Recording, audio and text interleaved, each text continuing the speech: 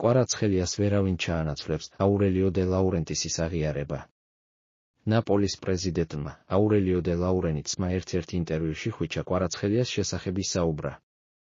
იტალიელმა განაცხადა, რომ რაც ქართველმა კლუბი დატოვა, ისინი მის ჩანაცვლებას ცდილობენ, მაგრამ შეუძლებელია ამის გაკეთება მომიწია, რადგან მისი აგენტი FIFA-ს მე-17 მუხლის ამოქმედებით იმუქრებოდა. ქართველის პირველი შთამბეჭდავი სეზონის შემდეგ დაუყოვნებლივ დაიწყეთ კონტრაქტის გახანგრძლივებაზე მოლაპარაკებები, მისი ხელფასის გაზრდაზე ძალიან კარგი თანხის შეთავაზებით, რადგან ცხადი იყო, რომ დაბალი ხელფასიდან გამომდინარე ნახევარ მსოფლიოს მიიზიდავდა და მისთვის ოქროს ხიდებს გააკეთებდნენ, თქვა დე ლაურენტისმა. რა არის FIFA-ს მე-17 მუხლი?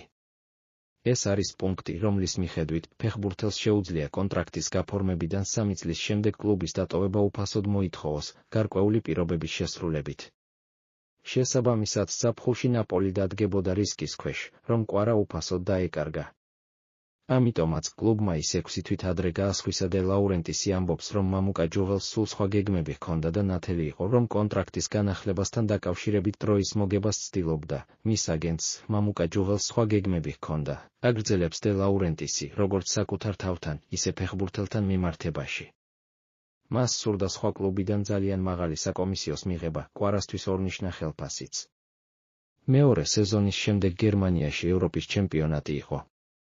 მანა კიაველი და მე დიუსელდორფში გავფრინდით საკითხის მოსაგვარებლად, მაგრამ მამუკა ისევ ითხოვდა დროს და ამტკიცებდა, რომ ჯუნტოლი დაჰპირდა ფულს, რომელიც არ იყო გადახდილი.